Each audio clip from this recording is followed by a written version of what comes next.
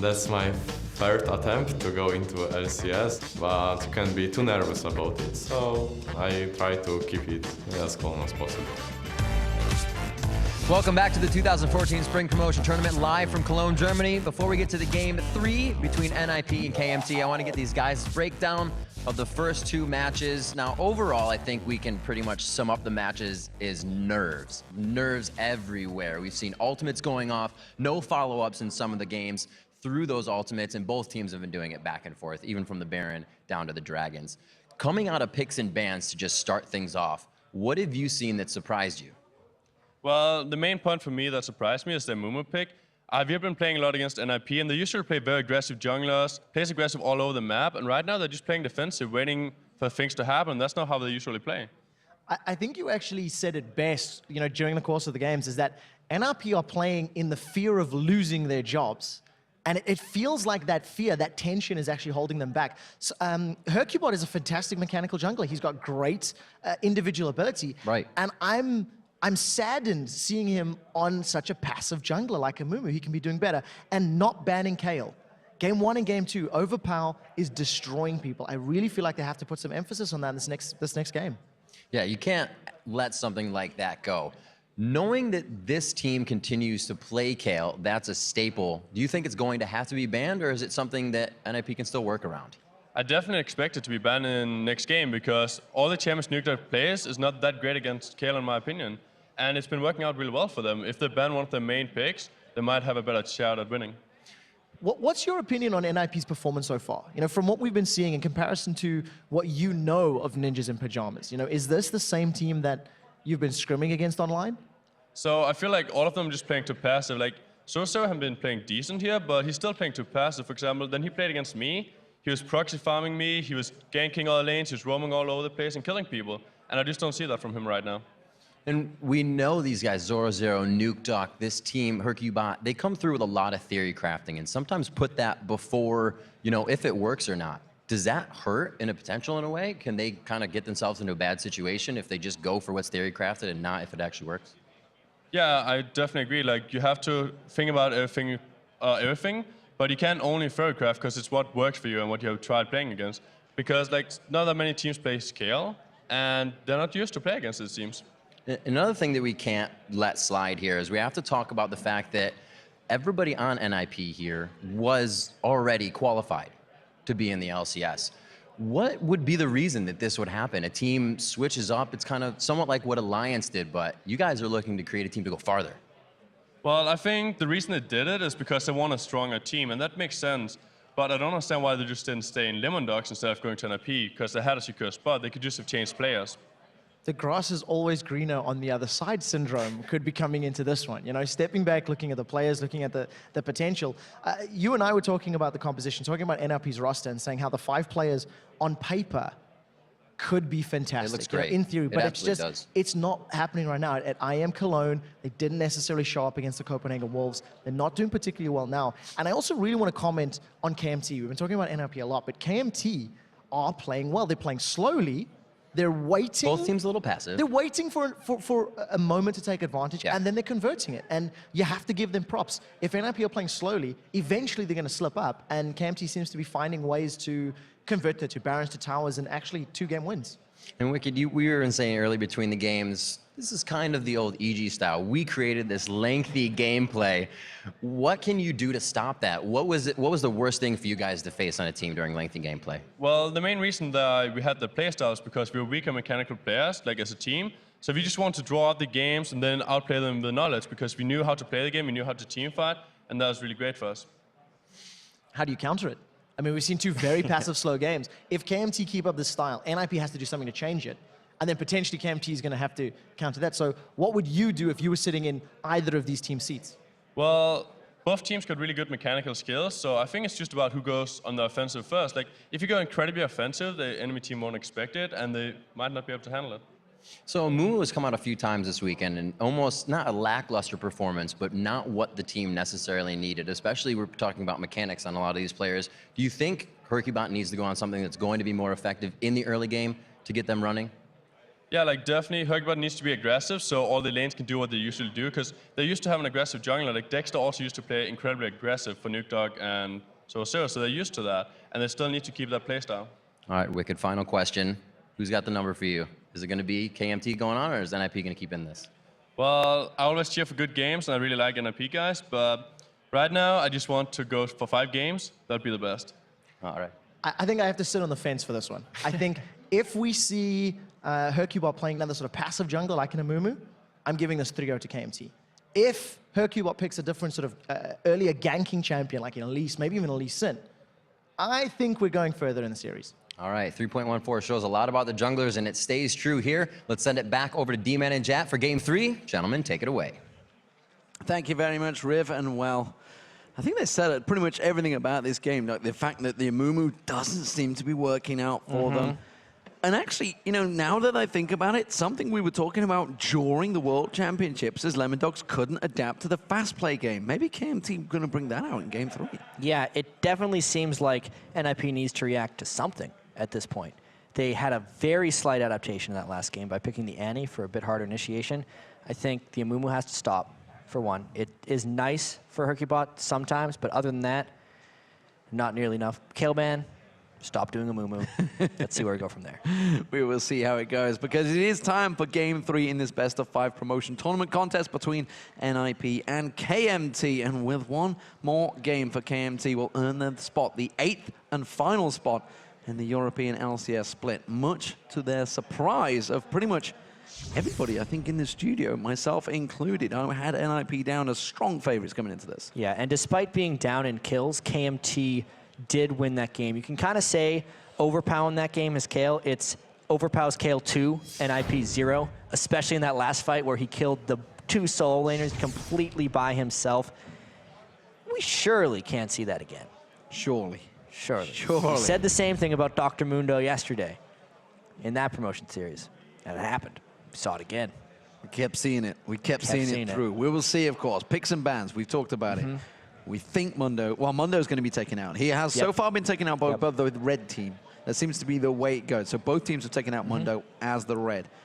Renekton, Jax, all sneaking through. Jax really hasn't been that much of a power so far in the weekend, but Renekton almost certainly is in there. Straight away, KO ban, Gragas, Elise, they've actually reacted at last. Kassadin has been the standard ban for them. Will we see a Lucian ban from KMT? That's what they took out last time. Caitlyn's also been banned out a few times for them. There is a lot of top laners available right now. Yeah, the Olaf is something that's been banned by NIP almost this whole time. And they got to figure out how much they value this. You can see that KMT is pondering this last ban a little bit, because if they leave enough up, then things are going to jump back towards them. Well, Shyvana was taken. That means Zora Zero will be locking in that Renekton. So far, he's been farming in the top lane. Let's see if he's going to do more in this game, because farming does not win games. And Olaf has been let through. And looks like it's going to get locked straight in. Renekton being picked over the Olaf, despite the Olaf being a ban, and the Renekton not being a ban for most of this. It could just be a ban because NIP doesn't play it. I know Wicked's had a lot of experience against Zoro Zero's top laner, and maybe Herkybot doesn't like it in the jungle, but KMT, they love it. They get 2 really powerful picks for Renekton, who, even though he has a high win rate so far, isn't considered like god tier right now. Well, the next 2 picks, will we see an AD carry? Will we see them supports? Will we see a Mumu? Because, please no. Unsurprisingly, it's not been banned. Please no. And I'm interested to see how Herkybot's going to go with this one. There's a lot of pressure on him. We talked about the pressure on his shoulders of being that's caught his out. classic. This is a champion that he does very well on. This is maybe Herkybot falling back to what he knows. Yeah, what is more of an opposite of Amumu for early game pressure? It's absolutely Lee Sin. And they can do lantern ganks on this. It just gives Lee Sin like a jungle gym to play on in some of these games. This is their change. I like this. NIP is going to go with a highly mobile team comp. I'd expect their mid laner Nuke Duck to probably pick some type of assassin to roam the map as much as possible, because they're going to need to make plays against this KMT lineup. Could have a switch in supports here. Fiddlesticks could be jungle as well, whoever has been very big in jungle lately. So maybe reacting to that Lee Sin. We'll see whether it gets locked in or not, whether that's going to be Vander or Jankos. It would be a bit of an odd pick to pick the fiddle That's right now. the jungler. It does lane well with Lucian, but if it's a support, it's much more likely support. And Vi has been crushing some kids in the jungle so far. Well, we just saw in the season. TSM Lemon Dogs game how big it went in that. It was a 7-1-1. 7-1 in a game where they were very outclassed. Yeah. Fantastic play. The lock-ins do come in, and it is going to be a Fiddlestick support. First time we see him this weekend, and that means we could be seeing the Draven from Freeze. It's some champion that has actually benefited quite heavily from 3.14, but he's not going to go with it. He's going to go with tried and tested Caitlyn. It's what he played the most after Draven was nerfed down in the 2013 season, Season 3. And it's his tried and true, like you say. That with Thresh is a safe, fast push lane. Hercubot's going to have a lot of early game pressure. And the only thing that is a bit surprising to me is the fact that Nukeduck's Orianna isn't necessarily the assassin I was expecting, but another just lane pusher.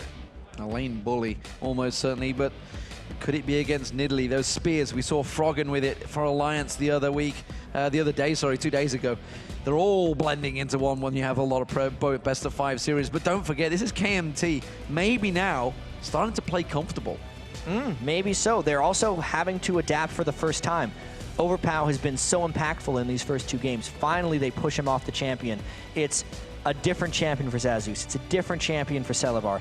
Everything actually is something they haven't played before on KMT, which to me, I give kind of a bravo to NIP to pushing a team that was comfortable in 2-0 onto completely new things for this next game.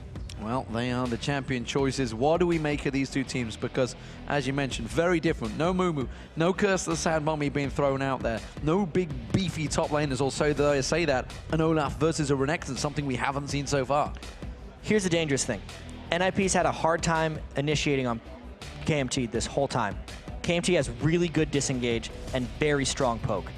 The Nidalee plus Lucian combo as far as poking and disengaging is great, and I think Fiddlesticks is one of the best supports to have in a poke composition, because as soon as they overcommit to dive on you, you get a free Crow Storm right on top of them after that. So it's a poke comp actually for KMT, and NIP is picking a strong laning team that will hopefully have enough time to initiate. I'm also seeing that scary combo of Assault and Battery on towards the bottom lane, or just anything engaged from the Vi, followed by the Fear, and that Fear is really long. It may only be 2 to 3 seconds, but in a fight, that is a lifetime. Yeah, it feels a lot longer than 3 seconds. Yeah. It's the longest 3 seconds of an AD carry's life when they get feared by Fiddlesticks. Well, the pressure on these players. This is now, safe to say, the biggest game of both of these teams' lives. KMT, will they manage to get in towards the LCS? The pressure will be on them. They've been underdogs throughout this. There's been no reason to be fearful for them, but suddenly the realization may start setting in. For Ninjas in Pajamas, they could be out. And for a lot of these players, they haven't seemed that great ever since the finals at Gamescom.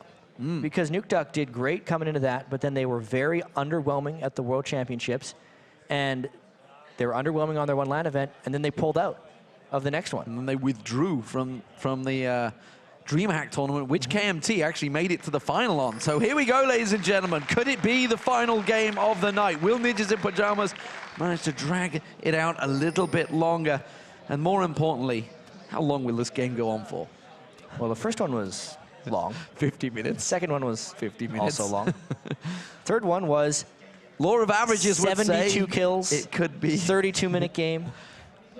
We can only hope, chat. We can only hope. We do Not have Lee Sin expecting in to this see one. much from level 1, though. We do have a Lee Sin, and more importantly, we have a Vi. So both of these junglers are going to be looking for kills. Yeah, and as soon as Vi hits level 6, you know some action is happening. There's going to be a lot of people pushed up in lanes because we know how Zoro plays his lane, and we also know how Freeze and Caitlyn can push up as well. We said this last game, and it was true. There will be more aggression in this game than the previous one. Absolutely. I think we can safely say that. And it's not like that last game was bad. The last game was actually very well played. Very right there. tactical. There was so many hard engages and tons of nearly fights where they're bouncing back and forth from each other. Let's just hope this one has more action. Both junglers are stood just a screen apart from one another. Lee Sin and Vi, which would be Hercubot and Jankos. Jankos, so far, has had the better of Hercubot, honestly, in terms of jungle farm, despite the fact Hercubot has been on fast farmers in the form of a absolutely. has been Jankos has outdone by played Elise. out of his mind so far. And it's strange, too, because a lot of people were hyping Hercubot. Obviously, all these European junglers love to hype as like the best jungler in Europe, a lot of them. And there's added pressure on Hercubot because the team he left got through last night. Yeah. SK Gaming, they were almost out, but they qualified 3-2. Can he do the same? Now he's seen them in that position. He is in the same problem. And honestly, they got to work both sides, actually. That's not a mistake because they want to have the brush for later and that side. And it's just a straight-up trade at this point. Hercubot's going to be a little bit delayed getting over there because he got invaded late. But as long as the Nidalee Spear doesn't steal this, he's got this under control. he's got to land that spear. Not going to happen. Instead, it will be Hercubot. I mean, it's against the Smite. It's a very tricky one, especially with the level 1. That spear is not going to do a great deal of damage. Yeah, you could say the Smite does a little bit more damage. It has been reduced in the 2014 season. Also, the cooldown has been lowered a lot more. So you see junglers spamming their Smite every chance they get.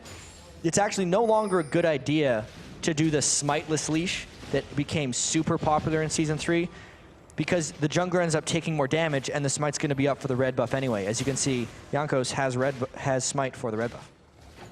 So let's look across all the picks and everything that they've taken. Pretty standard builds, in fact, identical builds across every single lane. So no surprises there, really. Oh, no, there is a sweeper. That's very true. I didn't look at the KMT trinkets. side. I gotta remember to look at those trinkets, but it's actually gonna be the fear. And the party popper's almost going off in that top lane as Zoro Zero was feared and drained by Vander. And for the first game, we have 2v1 lanes. They've been brawling against each other for a rather long time, and this time it's Freeze, Fast Push versus Lucian.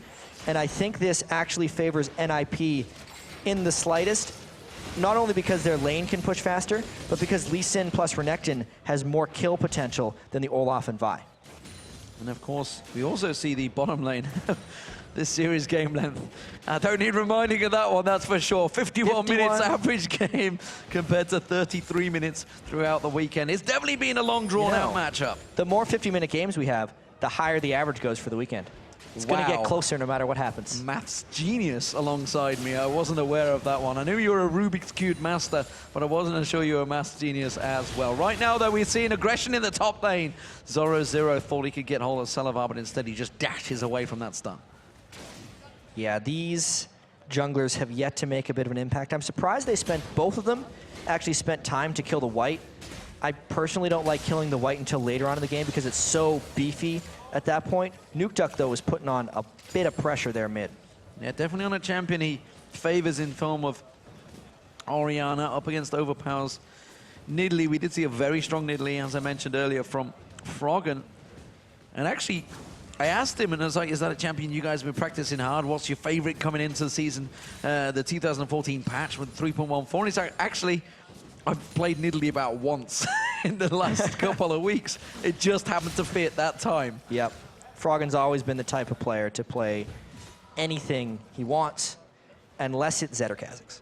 Yeah, that's very true. Yeah. He never really picked up onto those champions, despite the fact going Lee Sin and Jarvan during Season 3. But right now, we have, again, the junglers making a bit of an appearance in the lanes, but not really creating too much pressure. Actually pushing them back on towards the tower, though, but Salavar, you already see, clearing out that wave, no problem at all. Zoro Zero buying himself some time. He's going to go back and buy. Will we see a lane swap coming out here? Well, the junglers have definitely gotten a fair bit of experience because Hercubot in particular spent a whole bunch of time in that 2v2 lane. Level 5, only 5 minutes and 30 seconds into the game, is a real high level for Lee Sin. Vi is in a similar boat at level 5. And it could absolutely be time for a lane swap if they really wanted to, but with Fiddlesticks running back towards the top lane, they're going to wait until the turrets fall before they do that. Yeah, we see Renekton also going back up there, so sticking with the same. He has gone with a Doran's Blade along with that Doran's Shield he had earlier on, and of course getting himself a second ward along with the Trinket ward that he will get, so making sure he is fully safe in that top lane. Yeah, you can see there's no real fear coming out from these guys. There's a lot of disengage potential for Mythy and Freeze. The only thing they have to worry about is a whole bunch of axes getting landed all at once, but they're not really going to worry about that as long as there's a huge wave of minions in front of the turret, and Zazus is low on mana, so he can land one but not have enough mana for a second. No fear at all from Freeze there. He was stood right next to Jankos, knowing he wasn't really going to get hit, and just continued beating down that turret, taking it to half health now. And that was also a good leash there from Mythy, catching on towards Zazus, which is actually forcing him back a little bit. So we do see Jankos going back, taking that white, and returning to lane. Look, he's sticking in towards that bottom lane. And farm for this game is rather even if you average it out. Like, Zoro is getting denied much more heavily than Zazus is, because Olaf's 1v2 is pretty much always been superior. His axe farming at the turret always helps him get those last few CS. But it's Nukeduck really who's helping out NIP the most by bullying Nidalee early so well. And this time, he's going to have a blue buff, which is a treat for him, because it's no longer Hercubot taking it on a Mumu. Yeah, and like you say, he's managed to get a 15 CS advantage already. Now he's got that blue buff. He's going to keep on shoving it into Overpower. Overpower himself hasn't got a blue buff yet, because, well, Jankos has pretty much been babysitting that bottom lane the entire time. Top lane, though, look at the tower, taken down to half health as well. So both top and bottom duo lanes are putting a lot of pressure down on towards these turrets, which is why we are seeing the junglers babysitting it. They're not able to go and assist, not able to go looking for those ganks in the bottom lane to help with that duo lane. They're having to try and keep them top laners safe. Well, it's a level 6 Vi now, so the next gank that he uses should have a bigger impact. I don't know if they can get one in before that turret goes down, and the Lantern was there for the retreat right as Olaf came up, so that was very well played by NIP.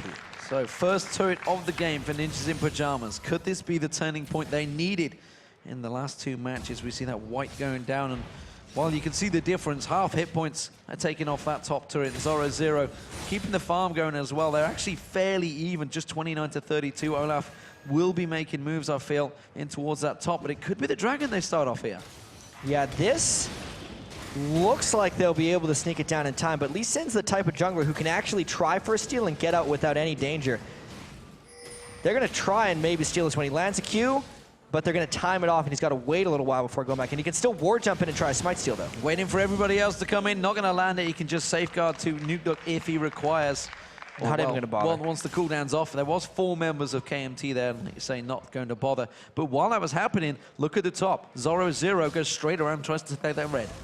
That could be pretty beneficial for him, getting the red buff. He actually ulted to kill it faster. He's not expecting to fight anybody anytime soon. Well, to be fair, Zoro and Zazus have not really been fighting a great deal, so it's no surprise there. So both red buffs have been taken by Ninjas in Pajamas, but of course that means the gold still just edged in their favor because they got that bottom turret down earlier on. And I'm still kind of amazed that KMT is up 2-0 in this series. Not because they haven't deserved their wins, but because it was so unexpected coming in. NIP was seemingly a shoo-in for the LCS here, and this would be a monumental upset if they get 3-0'd, because we haven't heard anything like, maybe thinking back to the spring split of 2013, where I think it was against all authority. They had a lot of inner turmoil in their team right before it was happening. NIP's a team that gets along great. You and me were talking to them yesterday. They were very confident coming in.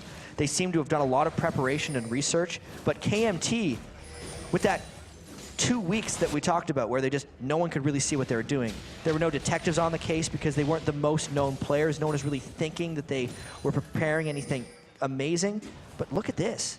Still close in goal, 1 game away. Nothing bad has happened yet in Game 3, much like Games 1 and 2. They very well could sweep this. And there's no pressure, honestly, coming into this one on them because they were expected to win it. There was, but maybe that's pressure they put on themselves. Who knows? Because, well, we do have a pause coming into this one. And, well, we're only 10 minutes gone into this game. As it stands, though, we do see Dave sat there just having discussions with the player to see what exactly is the issue, but the headset has got back on, so hopefully it will be a quick fix. We're just waiting for them to sort themselves out. You can see them on the screen. And we're talking about pressure. The pressure on these guys. This is their career. These guys have been chasing this their whole gaming lives, effectively, because... Especially these guys. Well, who the hell doesn't want to be a paid gamer? Let's put it that way. I mean, what kid in their own mind would not want to be in their situation right now. And of all the people that play League of Legends, these are the very best in the world. Everyone's watching them because they're so good at League of Legends right now, because it's so entertaining. But you can even see right now, they're sitting in this pause, they're not able to discuss what's going on, and they need to be thinking about kind of their next move in this game, because they, even though it's been slow, it's a mouse have made issue, the it first seems. move in a lot of these games previously. Mouse issue. Mouse issue. So that's not that big a deal. You take it out and plug it back in again. It's a USB mouse. How do you IT fix these master things? right here. Absolutely. Reset the machine. That's what fixes 95% of the problems. But let's look at the game. Let's see how it is right now. They're going to be unpausing in a few moments, but right now, 1-0 in towers, pretty even. The duo lanes actually have stuck down the bottom. That surprised me. I was expecting maybe NIP's duo lane to move back up to top, but they've chosen to stick back to that bottom lane, up against the Lucian and Fiddlesticks. Which is surprising since they haven't gotten a turret trade yet. Yeah. So it's definitely a mismatch of turrets on one side of the map versus the other now that we're back into the game. Well, here we go. We're back in there. 10 minutes 40 on the clock. So far, 51-minute average game time. If you guys have been paying attention to this one, you would have seen that it is very much switched up this time around. And look at this. All 5 new Potential players on ganks KMT. coming out this time around. Lucian sat there. Vander staying well away up on the top lane tri-bush area, along with Jankos, who's trying to sneak into that bush, but he's going to get spotted by a ward. And the safety here is actually if Mithy sits much farther behind Freeze, because it's going to be a substantial amount of lockdown, but they'll only need a split second to click on the lantern if he can get it there. Whereas if Mithy sits in the front, there's no saving him. Instead, they're just going to brute force this one and not do anything. And unsurprisingly, in the top lane, we are seeing Zoro once again between the towers. And this is something he's done all 3 games, but while it puts pressure down, not a great deal Not so enough. far. Well, the thing that might be beneficial for them this game is Lee Sin can join the counter jungling party as well. Before, it was just Renekton by himself, and he never had assistance when they collapsed on him. Now when they collapse on him, they might be able to force skirmishes. And we see Overpower heading south. We have Jankos there, and this is going to be the first tower for KMT. The minion wave not going to be enough, I don't think, because, well, we just saw Freeze putting the pressure down and clearing out that wave of minions. We also see Overpower had to return to that middle lane because Nukeduck has been putting pressure on towards that middle turret the entire time. Now he's got Hercubot there. Overpower is actually completely out of position here, out of sorts. Not too sure how to go about this one from behind. And that all came because Hercubot approached from the red buff side jungle of KMT. The only way he gets that angle is from coming there. And look at the ward coverage in the top half of the jungle that they have now there. Zoro and Hercubot littering out that top jungle, putting a security net down there. Zaza's taking a lot of damage, just a slight step away from the tower there. And he's already down to half health. No other pressure's going to come towards him. And this bottom lane of Freeze and Mithy has actually held out such a long time against KMT, despite the fact they just tried to 4-member stack it.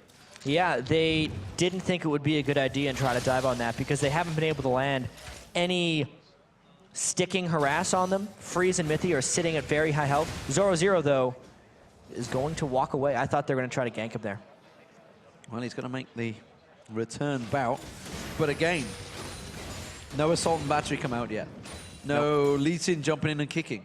No aggression at all from either jungler. I mean, at this point, it's really on NIP to do it. Only because KMT has been able to win the slow games so far by being the disengaged team. And they have no reason at this point to get there. Once, they're really just waiting for Overpower to get a death cap or even just a needlessly large rod on Nidalee and a couple blue buffs and just start sieging up.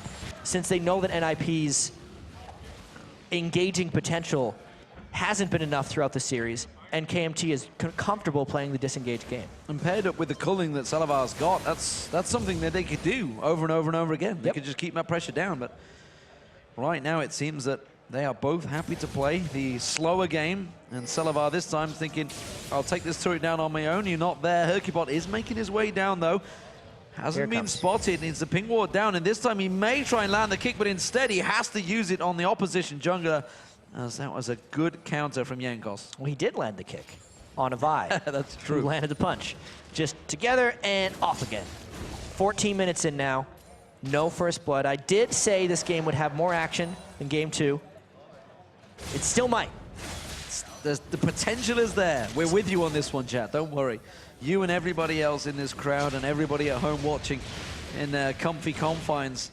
Watching once again Hercubot taking that red buff, and the counter red buff again also coming out from Zoro in the top half of the jungle. So both times, this time though, Olaf is going to contest it. They're coming around and he may try and cause problems. Zoro a long way from home this time around, has to use that Dominus on towards him. Zaz's just bullying him straight up out away from that red buff, but that means great timing. Hercubot now can moat around, and they took that dragon before, they're going to get it again. Really, really great timing right there by Zoro. He actually had a 2-level edge before that happened, but the culling just crushes him. Rushing down, and that's Mithy that goes down. First blood eventually coming out there. The dragon did get picked up by Hercubot, but that is going to be Nuked going down, so it's a double kill for a dragon in the bottom area of the map.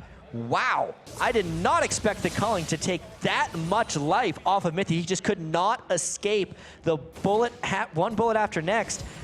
Even though they secured the dragon, because they died, they're also losing the bottom turret, and there's the dive! Assault and Battery followed by Crowstorm is gonna take down Hercubot, and it's KMT once again in the lead, 3-0 up, and now 1,000 gold ahead. They're pushing down this middle turret. And here's the action we were waiting for, D-Man. 3 kills and a dragon, plus a whole bunch of pushing.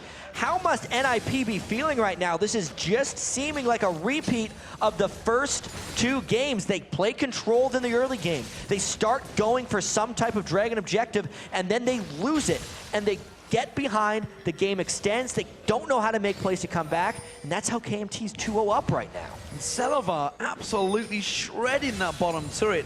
Again, this top lane bout, while Zoro, well, he may be winning it, he may be 30 CS ahead.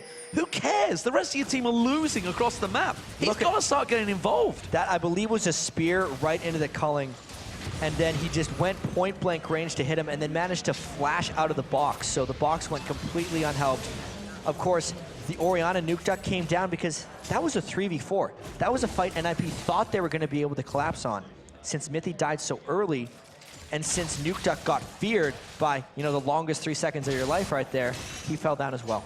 Well, we saw a giant Orianna shockwave landing for alternate as they qualified 3-2, and honestly, right now, all I'm seeing is it's going to have to happen again, this time from Nuke. It can change games, but it's going to have to do a mighty lot, because right now, NIP are playing into the hands of KMT. Absolutely. KMT in so much control. Obviously, the only one that's 2 levels behind is Zazus right here, but he's not costing the team anything for that. If Zoro could involve himself in team fights that also had Olaf, then we would see that 2-level advantage come into effect. But if all he's doing is farming in between the turrets and keeping the CS even and not even killing turrets or successfully counter-jungling, does not matter, as you said. It doesn't, and that middle turret, that's almost gone. Bottom inner turret, almost gone. While the top turret, Zoro is taking a long time to get it. He's been farming between the towers, and that's not putting the pressure down that he needed. We talked about this in game 2 and 3 now, that he needs to start putting pressure on the turret. He needs to alleviate to get everybody else involved in this. He needs to start joining his team. Yeah, well, at least KMT is coming to him right now. But that's because KMT is very close to poke mode right now.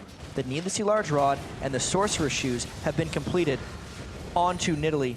Zazus is trying to keep Zoro occupied, and now everyone is just coming up top lane. Yeah, there's going to be 3 members drawn towards him. That's going to be Dominus running down. He is starting to back away from this one, but is it going to be in time? The spears come across. They're just going to save out that turret. That's going to buy NIP time to push the mid. NIP is trying to take advantage of KMT while trying to assist, but KMT's rotations have been exquisite throughout this whole game. Ooh. That's one of the reasons NIP hasn't been able to find any fights. Anytime KMT adjusts to a new lane, they're not leaving themselves open to anything bad happening. And that's generally how NIP likes to find fights. Both middle turrets very low from both sides. Spears from Overpower. We just saw it landing on Mithy there. Almost took his entire life out because Rabadon's death cap is slowly being completed. The Athenes and Holy Grail already on there. And like you say, they are approaching that poke mode. Once he gets that blue buff again, which he's just heading towards now, he's going to start being a real menace, which we've seen Nidalee be so many times. It's very hard to answer those spears. Once he gets this blue buff, the games are really going to start for him. And I'm trying to think back to these 3 games right now, D-Man, and we know that NIP or at least the 3 of the players that were Lemon Dogs last split, like to play slow, and they try to just make fewer mistakes than the other team. That's kind of what their memo has been? No, that's not it. Motto. Has They been. could have wrote that memo, the motto on a memo. I don't know. Too far. But KMT hasn't made mistakes. Most of their play has been, while low risk, completely flawless. They've done so many just smart little things, and that's why they've just grinded out 2 games in a row and are on pace for a 3rd. They're going to try 2v1 the top lane. It's going to be Zorozu that's going to face check straight in towards Jankos. He clears out that ward though and backs away, and that's just going to buy yet a little more time. But now the Sunfire Cape's completed by Xaxus. Xaxus can just sit on that tower all day. Spear not quite landing on Mithy, but again, keeping that pressure down. Spear's being thrown out. This time it does land. Half his hit points gone. Mithy, you've got to back away. And Zoro trying to get something on Xaxus, but of course, he has backup. There was no pressure on the mid lane, so as soon as he ran towards it, the mid lane feigned coming up top, saves off Olaf. And while this is all happening, Salavar again back in the bottom lane, continues to keep on pushing that inner turret along the bottom lane. And it is very low, don't forget, because he had some free time on it. Almost as low as those 2 middle turrets. They're just playing the same game. It's a different team composition. This one is more poke-oriented, but they're still keeping pressure, or at least presence, in 3 lanes at a time and keeping NIP contained. 0 kills in 21 minutes for NIP this time. I believe this is the longest they have gone in any of their 3 games without getting kills. Maybe they can control the next dragon, but unless Zoro comes down to fight, I don't think they can win it. Xaxus is up there as well with that Ghost Ragnarok, so he's going to keep him busy even if he tries to make a move for it. However, Jankos is backing off. They don't really have the timing on it set down like they have done the last few times. KMT have been straight onto the dragon in previous matches. This time around, they could both contest. It looks a little bit like Zoro's on autopilot right now. Maybe he's checked out of this because he thinks he's doing his job. He is keeping a level advantage and a farm advantage heavily over Xaxus' Olaf. But the team needs him right now, and now he's finally coming mid. He's coming down there. Salavar's also coming across. That's going to be the shockwave. Actually call on towards Vander. He's going to get dropped down. That's the play. This may be the play they needed. First kill for them. Ace in the hole's going to come through on towards Salavar. Salavar in all out of position here. He's just been chased into enemy ground, and there's no way he's going to escape it. Has he got the timer, though? Can he run to that tower? Has the time been running long enough? Not too sure it has. That ace in the hole landed a moment ago, which is why he's trying to bait his time. While this is all happening, though, KMT are closing ground. He's going to turn it back around. Herkibot gets dropped by Salavar, and that is a big mistake by NIP. Salavar pulling the great escape, and now it's right back at KMT. Even though Zoro came down to get them a kill, it all went wrong when they overchased Salavar, who was a stacked Lucian. And now KMT come around and pick up the dragon. NIP, they get the kill, they chase around, they get pulled a merry dance by KMT, and they pull that advantage back. A turret and a dragon, all in a clean sweep. This is getting closer and closer to the end for NIP right now. And KMT will look fantastic, but just check this out.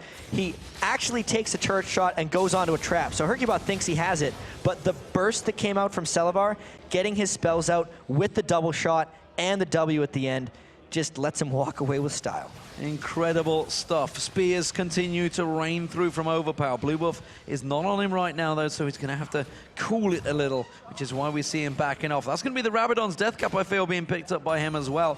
And still those middle turrets, he's actually going to stick around a little bit longer. So, the only kill so far for NIP has been on Vander. Has been a lot blown at it as well, just for that one singular kill to get that support down. Meanwhile, KMT seemingly starting to make plays across the map. Yeah, and a lot of those were actually reactionary because they were the ones that got engaged on in the top lane. And then Salavar was looking to execute, to be honest, when he pulled off that play on Herkibot and just miraculously picked up another kill because Herkibot came at him solo. Yeah, I think he's probably quite amazed nobody else went along the bottom lane as well. Pretty happy about it, Just probably thinking, how did that work in my favor? It was just simply trying to get something out of nothing, and suddenly he gets away scot-free as well.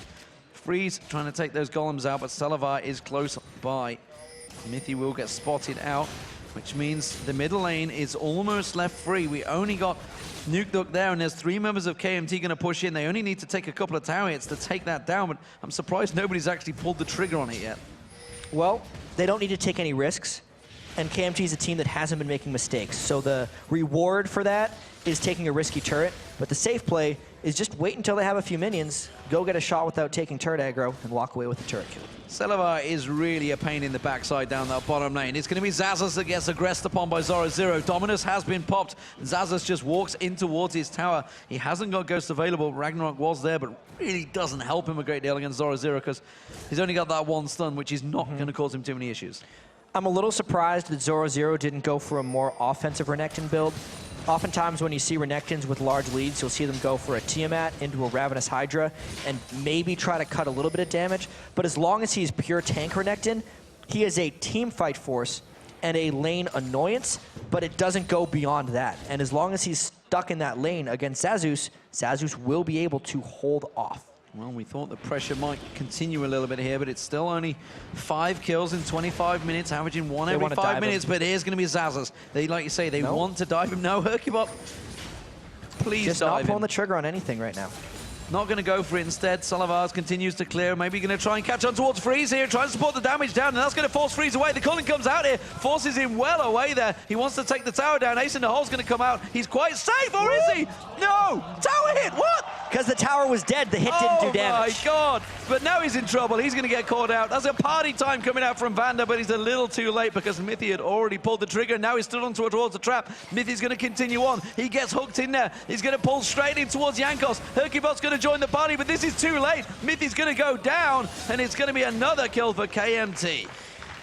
Hercubot kind of waved goodbye. He's like, no, I'm not helping that one. And that was another back and forth, but that was a risk that Celavar took, and the shutdown he gave to Thresh wasn't necessarily that smart. Didn't cost him too much, though. They only give up the 1 death back, and it was just to Thresh anyways. A double sweeper, making sure they get full coverage of that, and that's a red buff steal for the first time from KMT. They're going to drive on through. Remember, that's an inner turret down in that bottom lane. Here's going to be the middle turret going down. The minions should take care of that one. But we were about to take a look at it, but instead we saw Maywell have a bit of coverage in this top lane. Yeah, this is an interesting point in the game because KMT has pulled ahead by quite a lot at this point. 27 minutes in. If we go by the averages, 24 minutes away from getting their next spot in the LCS. There's another turret down. It's 4-1 to KMT. It's starting to look disastrous for the Ninjas in Pajamas fans. Their onesies will not be selling like hotcakes, that's for sure, if they get knocked out at LCS. And instead, it could well be 5 members of NIP. They have onesies. Huh. It would be 5 members of NIP possibly looking for new homes. Yeah, absolutely. They're very talented players, all of them. Absolutely. They're considered the best, some of the best players in Europe. That's why 3 of them were on Lemon Dogs, the first place regular season team, 2nd place from the European playoffs. Hercubot was considered to be one of the best, if not the best players on SK Gaming. And then Freeze, the one remaining member from NIP from the last season split, Edward called them the best AD carry in Europe. They're all highly respected players in this scene to a bunch of guys on KMT who have been around for a while but never really made it. And a lot of them just consider them, oh, those guys again, and maybe took them a little lightly. But they've come together and they've found something good. And the thing is, we've only ever heard good stuff about NIP, how they've done in scrims. Everybody's saying they are a really strong team right now. They're doing so well in scrims, but scrims don't mean anything when you get on the big stage, when you get in this pressure situation. There is no pressure on you in scrims. You are just trying things out. You never know the team you're up against, what exactly they're trying and whether they're going to try something to fool you. But as it is right now, KMT have done serious research on NIP, it seems, and know exactly how to counter them. They said it in the videos themselves. We know what they play. We know what we're going to do against them. You can see that NIP has occasional issues of finding creative ways to fight. So KMT have brought a style that is very heavy to disengage in all 3 games and very much an anti-fight team. And they've really done that same mindset all 3 games, and it's been a brilliant plan thus far. Dragon, will it be contested this time by Hercubot? Standing by just off the side. Jankos does not know he's there this time around. And he's ready to step away. He's got the rest of the team. They're actually having a little bit of a merry dance just off the side here. Ace in the hole will be used on Van, and that's going to take him low into this fight. Dragon still taking drops. Will they go for it? It's already been finished off. KMT pick it up. Will they go aggressive? Zoro Zero is the focus target. But instead, KMT choose to call it and back away. going aggressive there would not have actually fit with KMT's plan here. I'm actually very surprised NIP didn't rush into the Dragon Pit, because a poke team puts themselves at most risk when they put their backs to an objective. And that's actually what KMT would have done there. But they got out of that with the Dragon, so battle won for them, and they're up even more gold now. Zoro, while all that was happening, did take that top turret down, so they have got 2 turrets now, and that middle turret is actually pretty low. He missed his dash. He missed his dash there. A rare mistake. Very rare, it seems, for Selavar so far, because he's played very well in this series right now. But this middle turret, they're not going to give up on it. Despite the fact it is very low, they are not allowing NIP to get themselves a foothold back in this game. And you can see Overpower really wants to run off and get that blue buff. So they're going to try and sneak that right now before the turret push comes up. And looks like they've done it. Yep, Spear lands, finds its target. This time around, Zero's the one that's backing away as they keep on poking him towards it. Static Shiv being put to use there by Freeze as they push on through. Are they going to pull the trigger on that shockwave? Selavar's taken low, but Mithy eats one of those spears, and that's really all it takes for one of these poke teams. Once they land that spear on the support, they have to disengage. And in some regions like Korea, Nidalee is nearly a perma-banned champion. But because there were so many other priorities here, and there's been so many tanks that are being dominant, it didn't seem like the Nidalee spear poke would be that prevalent. It just so happened to be a great pick in this matchup. Uh-oh, that's going to be the top lane wave, and that will be time for NIP to take down that middle turret. That's going to hamper the vision now. Both teams without that middle turret, it's going to mean wards are going to have to get placed deeper. So far, KMT have been the ones being aggressive, though. And now, for the first time, we may see NIP starting to try and shove in there. They did get the first turret of the game, but you can see Dragon Control, 11 of the 17 Dragons have been picked up by KMT in just 3 games. Definite objective control. And it's the thing that they've been beating NIP in, because the fights haven't necessarily happened. KMT has always been avoiding them.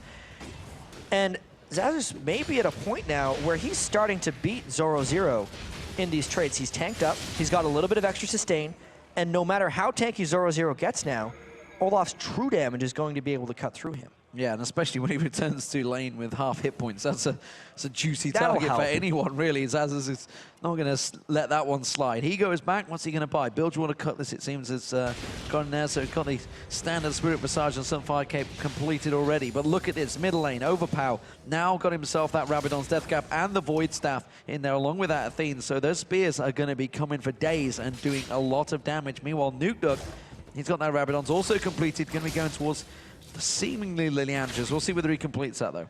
And something that's actually a little curious to me is that there's no Locket of the Iron Solari completed yet.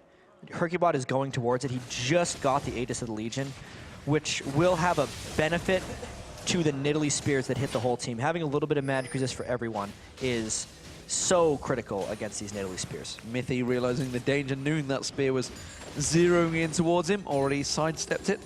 Meanwhile, it's 5-2 in kills, and the game is progressing again. So this the is AD so carries similar to the first and second game. completely. It's 5-2. I believe we were at 5-2 for a while in game 1. And as it stands, it's going to be all down to the AD carries like it was in the previous games, but it was also down to Overpower's Kale. Not in it this time around, but them spears, they're going to start causing so many problems because they're going to be hitting harder and harder and harder as the game progresses. It's not the same as it was in the early 3.13 days. Season 3, when those spears continued, obviously people were pouncing away to get the longer range. It is the new Nidalee, but it still hurts. It still hurts extremely so. And Zoro has yet to become involved in this. 1, 0, and 0. Again, 268 CS. Not the same number he was actually able to get in the first couple of games, but the same level of involvement is definitely there, which is very low. And you were talking about whether they could fight each other. Now that that Blade of the Rune King is complete, I'm not too sure they can. Xaxus is now very strong, and he's going to be rushing through that team. There's not a lot they can do. They can't stop him. They can't slow him. Freeze is going to have to run for his life. Yeah. And we have to actually track how this 5v5 siege goes right now. The Olaf's not going to dive on top of the turret. So this siege is all about whether Nidalee could land enough spears. And since there's no blue buff on Overpow, they're really just going to disengage and keep farming this one. KMT has no qualms about taking this 150. That spear did a third of the health of Zoro alone, and he is the tankiest member by far. And that would be MR. 2/3 of damage off Zoro. No MR, like you say. Yep. The only MR really onto him is the Aegis that's on as Hercubot. So as it stands, NIP are in real trouble. Yeah, unbelievable upset if this happens. The highest percentage fan vote we've had from any of the 3 promotion series.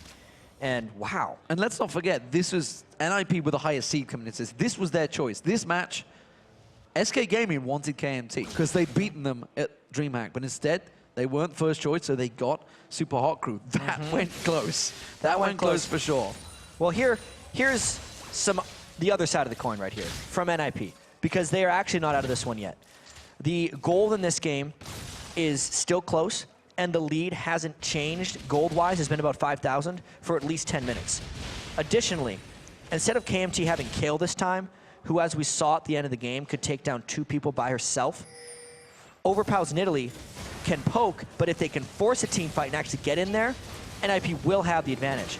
Not the case against Kale. NIP has a higher chance of winning this one than they did the previous 2. Well, they're trying to keep the red buff secured, but instead, while that's all happening, of course, you just saw it on your screen, the 4th dragon of the game, and now the 12th of 18 dragons for KMT throughout the series. They really have that on lockdown. And now, Ninjas in Pajamas not going to get closed in on. It's going to be KMT continuing to just farm out every advantage they have. Blue buff will be going across to Overpow. And you can really just tell, though, that KMT crafted a strategy specifically for NIP. This is not how regular challenger teams play. Regular challenger teams have bloody games, especially near the start of a new season. They do crazy aggressive things. They play fast. KMT is doing the opposite of all of those things because they know and knew it would be good against this NIP lineup. Very disciplined performance from them. As tenacious performance, some might say as well. But they are just not really worried. And now actually pushing towards the top lane, pushing towards that Baron. The spear finds Zora Zero, chunks another 1,000 hit points away from him. He may well be the strongest member of the team, but have NIP caught them out, or have KMT turned it around? Assault Battery on freeze, tries to get away, the box comes down, but he finally gets dropped by the culling, and that's going to be the 2nd kill. Double kill now, both carries down. KMT can just push straight on the base. It took them 36 minutes, but they found that moment. They knew they had so many more people in that fight, and they will push on this turret, no matter if they have minions or not. They may go for the inhibitor turret as well because they're tanking through this one, no problems at all. Of course, the heals that can come out from from Overpower should be enough, and that means it's going to be Zazas that's going to tank this one out. He's got plenty of damage in there. That's going to be an inhibitor turret going down. NIP are in desperate times. And they only have 3 people up, but their 2 main damage dealers are down. Clean push through for KMT. What a performance thus far. Serious panic mode now for Ninjas in Pajamas. They are in almost an unsurmountable position because KMT are just turning and running for Baron. And they're still down 2 people because KMT was so decisive once they started this. There is a potential for a Hercubot steal. He has to try, but KMT can so easily shut him off of this. Surprise party thrown out. Vander chasing down Hercubot. The Baron is not available to smite yet because they're purposely delaying. They've got to stop hitting Baron. They've got to stop hitting Hercubot. it. They've got to back away. They're going to go for Hercubot, and they're still tanking it out here. The Lantern pulls him away. The Baron's low. They're going to try and help him towards it. Will he go? No, he doesn't get it. Hercubot gets taken down, and now they're turning and burning. Can they get on towards Zora Zero? Salavar fancies it, pops the culling. Meanwhile, Nuke chokes a shockwave just off the side, but he gets caught out with his own battery. He's going to get dropped down now. He's in all sorts of trouble. He takes the lantern once again, flashes away, but look at Salavar. Salavar deep in trouble, but he's got a Guardian Angel, and he saves the down. Now it's the Baron of KMT trying to find their place in the LCS. And they're just going to continue. Double kill by Nidalee. This could be it, D-Man. Well, Ninjas in Pajamas suddenly turned this game on its head, and KMT drive through their base. It was NIP that were looking, but it was KMT that found them. And this is Ninjas in Pajamas going out of the LCS. We have ourselves a 2nd new team, ladies and gentlemen. It is KMT. And this game was the fastest and most decisive of the 3. KMT, so much preparation. No one knew what they were going to do coming into this, but did they ever have a plan? I hate to see teams going out, and especially when it's 3 members of a team that finished in 1st place in the league. 2nd place overall. They went to the World Championships, 3 of these members.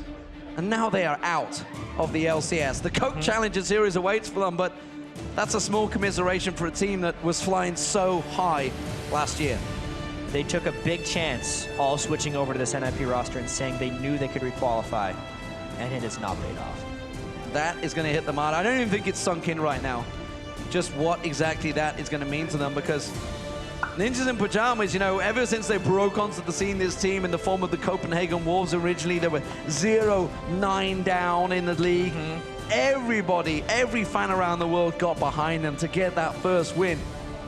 It was all about Bjergsen. Bjergsen stepped away. He went to Team Solo Mid. They found themselves a new man in Nukduk, you know, the man who finished top of the league.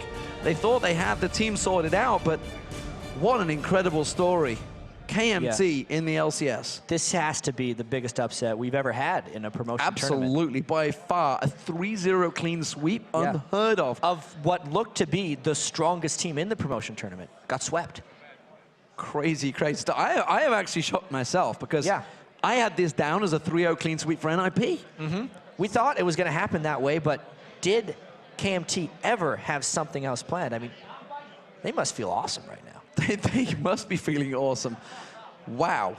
I am blown away by that. Poland, again, you have a representative, and it is the KMT. And look at that. They're getting photos down there. They don't even have the team jerseys set up because KMT is not a sponsored team. So they are certainly going to have a couple of offers coming their way after this one, that is for sure. Because this is a team that's jumped through a number of organizational hoops. Nobody's really stood behind them. Nobody's given them the chance. They created it themselves. I mean, I gotta say, everyone on their team performed quite well. That's what happens when you have a 3-0 clean sweep. They only gave up 2 kills in the first and the third game, and then the second game was the only one that was pretty contentious. Like 2 kills to 10, especially because every other game throughout this weekend has been really high kills. These games have been really bloody, and they found a way to slow things down and just play as smart as possible, which again, I have to emphasize, that's not what challenger teams do. They play fast, they play aggressive, they're crazy, they make tons of mistakes. Totally opposite. This is just, I am kind of blown away by this. They played a little bit like I want to pull back to what would've. happened in the summer. There was a team that a lot of people hadn't heard of that blew away against All Authority 3-0, and we thought AAA were in disarray. That team was now the Lemon Dogs. That team has just gone out. Effectively. By another like surprise 3-0 victory. KMT do the same? Can they come through? You know, we talked about how cocky they were. They were like, we're going to top the league. They did. Yeah. Well, this adds a huge new wrinkle into the next LCS season because we weren't really sure who was going to be coming into this because KMT is just a wild card now. No one is really expecting him to come in like this. No, absolutely. And just think of the round robin. The last game against TCM. TCM are going to be looking at this and thinking, that could have been us. That could have been us. So much pressure, so many things on the line, so many moments in these games turn things around. And honestly, you've got to look at maybe the picks and bans throughout this, and should they have adapted earlier on to the Kale? Should they have maybe even tried to squeeze the Mundo through, try and get something, try and, as a lot of these teams like to call it, let those overpowered champions through and maybe get to them themselves. Here's the thing that I like the most about this, and these guys also played slow at DreamHack as well, but it's totally different strategies because the 5 champions they played in the final game, which was potentially their most decisive game, they didn't play in the first 2, you know? So it was a complete change, So absolutely, I think Kale shouldn't have been in the second game, but that doesn't mean the result of the series would have changed because a 3-0, best of 5s are very decisive when you get 3-0'd, right? So do we look at this and say somebody underperformed? Because I'm not too sure. I mean, it was like just a good team synergy. Every time NIP tried to do something, KMT reacted, and they were there. Every time they tried to push a tower, they reacted. Really, the ganks didn't come from either jungler, so you can't even point at that. It did seem like NIP could have done for a bit better game planning because they seemed like they just kind of walked in with their strategy, their slow plays, like, oh, maybe the game will just win for us. Whereas the game-changing decisions were all made by KMT. NIP could have used a little bit more initiative. And, you know, we talked about during it, they came in at 1:30, they got back to practicing, over-practice, maybe tired themselves out, worn themselves out, should have been fresh the day before. There's so many different things that could have happened, but Coulda, woulda, shoulda, maybe, who knows? But KMT are the ones through. So let's send it down to the stage where Shox is standing by with the newest team in the LCS, KMT. Thank you very much. Immediately, an applause for you guys, because I think a 3-0 sweep versus NIP is something you yourself even haven't expected, Vander. Yeah, it's really unbelievable. It's really hard to say something smart now. We are so happy, and yeah, we really thought that NIP is a tough opponent. It will be hard, but we felt that we can really do it. And you absolutely did. Tell me a little bit about the story of those games, because I can imagine the moment that you're 2-0 up, does it start to be a little more nervous in the team? Like, guys, we can do this. Yeah, it was like we are 2-0 yesterday. Super Hot Crew was in the same situation. They were winning 2-0. They were playing so good, and suddenly they started to lose. And yeah, it was the third game was, I think, the hardest one for us. Yeah, tell me a little bit about that, because the first game you guys played, immediately going for you guys in the bottom lane with a Vayne pick, very risky versus an Ezreal. Did the nerves really only creep in later? Were you guys really confident at the first game? Well, about the Vayne, they had Ezreal, so Vayne is like really strong against Ezreal. Later in the game, he can't 1v1 her, so she can speed push all the time. But on the lane, the Karma, we were expecting them to play this champion.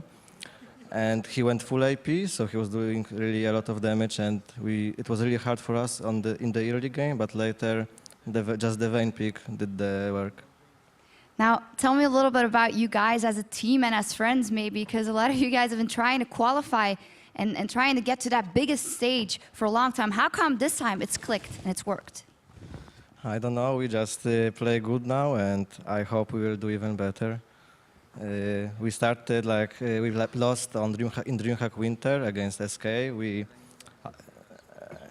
I thought it will be easier like to win the DreamHack against them than now. But then we like lost our minds, like when we were winning hard, so we were like, don't do it again and play calm, and this time we did it. You absolutely did it. So this is only the beginning of the journey, even though this might feel like already a very big achievement for you guys, which it is, but you've got an entire LCS season to prove it. So how are you looking up going against the best teams in Europe week after week? I hope we will go toward finals, and we will do good, I think, in the LCS. Finally, is there anything you want to say to the fans and probably a lot of new fans that you've made here today? Yes, I want to thank everyone for coming here, for everyone on the stream, and keep eye on us. We'll do good in this season. Give it up one more time for KMT.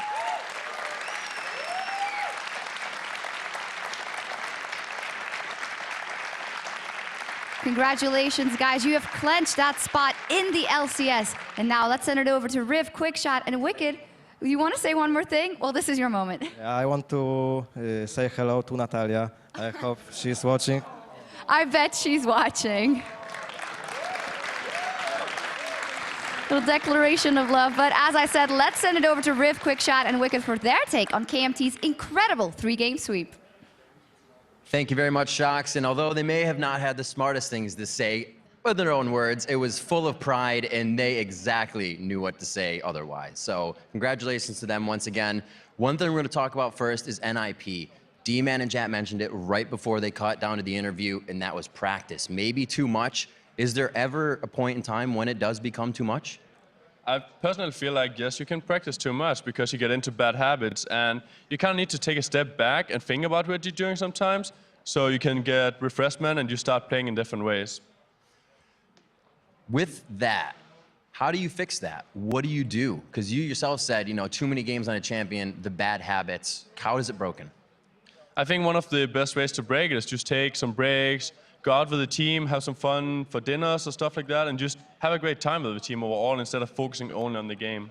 And I think that game showed us a lot. It depicted that goes a bit longer when the teams play to not lose. Not many people were playing to win there. It was a bit scary for both teams, but they both wanted the victory. The passivity of the series Yes. was, I think, the slowest of the entire weekend. You know, the first two games averaged 51 minutes a game. I think that one was in the late 30s, early 40 minutes as well.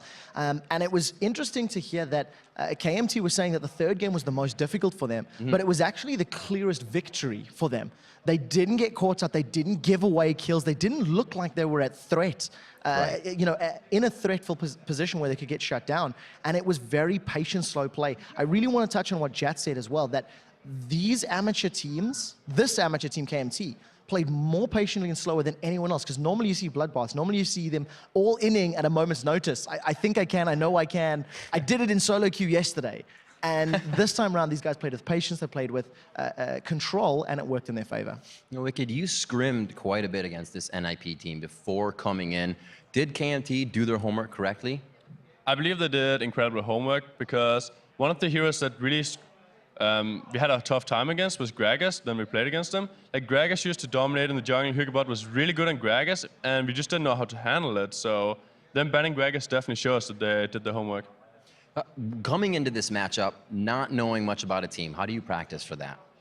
I think you don't always have to know everything about a team. One thing you have to do is just focus on your team and have different strategies, because they can research one of your strategies, maybe two, but if you have 4 or 5, they can't know all of them.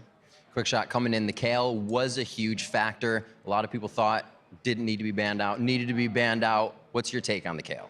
It's a difficult one because Kale was such an influential champion in games 1 and 2. Eventually, NIP decided to ban it, you know, for game 3. Right. But I feel like that, in conjunction with the Amumu pick, is what I think cost them a lot.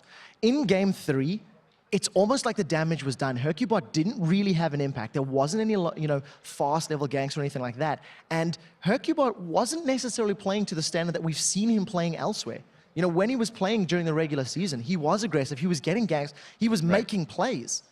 And it felt like this whole team wasn't necessarily making plays. You know, you highlighted Zoro. He was playing well, he played solid, he was, you know, out-CSing Zazas in the top lane. But that was it. That was it. That's where the sentence ends. There was no more pushes. And all credit to KMT. When they invaded for blue buff challenges, when they did pick team fights, it was always on terms that they were happy with. There was very few times that you felt KMT got caught with their pants at their ankles, because they had good vision, they were roaming well, and if you play slow and passive, the chances of being caught are significantly less. But again, it was just the KMT countered what NIP were doing today, and I feel NIP really needed to get faster go picks earlier in the series. Wicked, if in this situation as NIP just was, what would your pick have been if you were able to get it? Would it have been Super Hot Crew or KMT? For me, like, we have been scrimming both the teams, and KMT is the only team out of all teams we've been scrimming that have a winning record against us, so I would definitely have chosen Super Hot Crew. All right, Trevor, looking at all these last few games, we always see new teams coming into the European scene, more so than not, getting flipped and flopped out. What's the lesson we can learn here? Really just seeing so much power from Europe. I think the biggest thing that we can learn from this weekend series, when I think of all the promotion series matches, is that decisiveness and aggressive play wins you games. Go look at the SK series. The first 2 games that they lost was because they sat back, played passive. They didn't do anything. Right. And when they did decide to, oftentimes it was too late, it was too far gone. They look at the KMT games, they played passive, they played slowly. And at 25, 30, 35, 40 minutes, depending on when they wanted, they hit the go button, they won a team fight, and they won the game. You know, very CLG EU last year-esque, you know, get to that late game and win a fight. And I think what the teams need to learn to do is figure out at what point they can actually win those fights, take those objectives, and then push it through. The earlier, the better. But if your opponents are playing slowly, hey, play slowly too. You know, play into your opponent if you can. All right, well, Wicked, I'd like to thank you very much for hanging out with us today, sharing your wealth and knowledge and giving us a little bit of insight into the games. Thanks for letting me be here. Absolutely. And now let's send it over to Demon and Jet one last time to break down this weekend's results. Thank you very much, Riv. And with 2014's European Spring Promotion Tournament in our match history, let's take a look at the teams that will be fighting for the Spring Split Championships.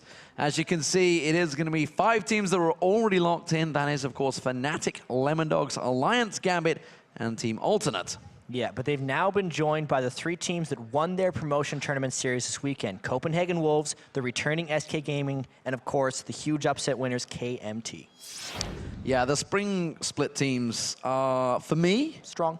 very strong. This is going to be a really interesting season. I mean, you look at previous play-ins, we look at it, it was what? Fnatic Gambit ended up in the finals. Evil Geniuses could have easily been there. Now, obviously, also in the guise of Alliance in there, the new Alliance team we saw playing just yesterday, they looked strong. Yeah. You're looking at the other teams, alternates, they started off incredibly well in the summer. Will they do the same? They had to hit the ground running. The regular season record was amazing as well. I mean, if I have to try and think of favorites for European LCS, Fnatic, obviously. Yeah. Because they're the incumbent. But Gambit, Alliance is completely retooled. I think those are my top 3.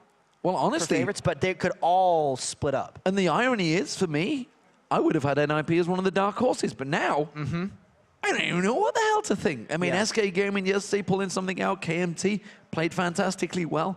Who knows KMT what would is still to come. count as a dark horse, I think. Because they're still relatively unknown. Let's not discount it. We talked about it yesterday. Teams that came back from 2-0 down, 3-2, struggled. So SK Gaming, they know they've got a fight on their hands. It's not over for them. They got into the LCS, but they don't want to be in that relegation series again. I'd say the Lemon Dogs roster currently is a little shaky, as well as, SK Gaming are the ones that need to do the most retooling, but every other team that I can think of seems very strong. We're obviously going to see more when we get to the Battle of the Atlantic next week, but for now, holy crap. Of course, it's crazy, crazy stuff. And of course, you can watch the 8 European LCS teams fighting for the title in just under 1 month, as the 2014 Spring Split will be kicking off with a 3-day Super Week. Yeah, of course, this European LCS Spring Split will begin on Tuesday, January 14th at 7 p.m. Central European Time, which is 10 a.m. Pacific. And while we've locked in the 8 teams here in Europe, there is, of course, 3 more up for grabs in North America. Yeah, I'm excited. And our coverage for that will kick off on Friday with the Battle of Atlantic as Counterlogic Gaming looks to defend its home turf against Team Alternate. Then Snoopy, Crepo, and the Evil Geniuses take on Determined Gaming in the first match of the North American Spring Promotion Tournament. Wow, they've changed the name from TBD to Determined Gaming. Because they're very determined. I was determined, that's for sure. The action begins, of course, that will be on Friday, December the 20th at 11 a.m. Pacific, 8 p.m. Central European Time. And of course, while that is it for us here in the 2014 European Spring Promotion Tournament, I'll get to say that eventually, guys. Congratulations to the Copenhagen Wolves, SK Gaming, and of course KMT, who have just got an impressive win this weekend. Now for myself, Jat, Riv, Quickshot Shocks, and the entire broadcast crew, thank you very much for watching. We'll be seeing you on Friday in North America.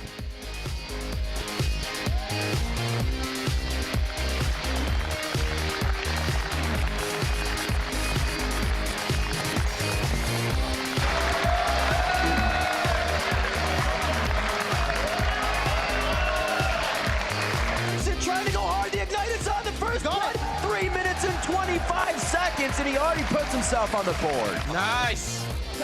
But now look at this. Look at the bait. Here comes Wild Turtle from downtown.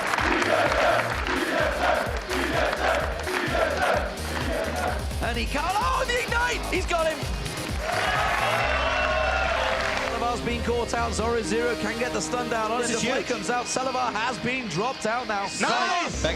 They're going to go for it. You can see, but he's going to turn it around. Nugok's just getting melted down. Dropped straight away. Zoro0's got to run for it. A 2v1 from Overpow will be enough to take down Zoro0. He's got the regen. Is it going to be enough? Wow. Yes, it is. And in the top lane, they close it out. KMT going huge when it counts. Why he's trying to bait his time while this is all happening, though. KMT are closing ground. He's going to turn it back around. Gibot gets dropped. Nice! NIP that were looking, but it was KMT that found them. And this is Ninjas in Pajamas going out of the LCS. We have ourselves a second new team, ladies and gentlemen. It is KMT.